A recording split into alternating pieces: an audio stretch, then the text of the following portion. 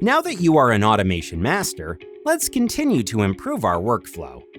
Sometimes we might want to see the data in our board presented in a different format than simply in a table, or to see a drilled-down version of the table to zoom in on what's important. The board views can help us here. Board views allow you to visualize your board's information in different ways. Let's take a look in the View Center. There are lots of different views to choose from, like Timeline, Calendar, Cards, Kanban, and more.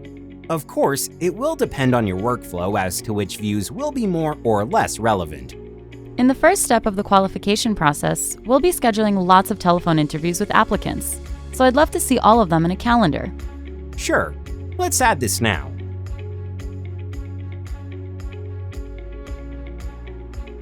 You can also create views to show a subset of the data in the table view using the filters. It will be helpful for me to see only the qualified applicants so I can see who to enter into the lottery. So let's create a view of this. You got it! I'll choose to filter the board by groups and choose the qualified applicant group here. Also, once you have created a filtered view, you can always come back to it later by saving it. Do you have any other ways you might want to filter the board? I'd like each doctor and wellness expert to see only the applicants assigned to them. Sure. Let's add another table view from here and then use the advanced filter. Since we want to show either the physical evaluation or wellness review owners, just the applicants that they are assigned to, we can apply the Me Dynamic filter to both columns and use an OR condition in between. The view will then change depending on which user is looking at it. Cool.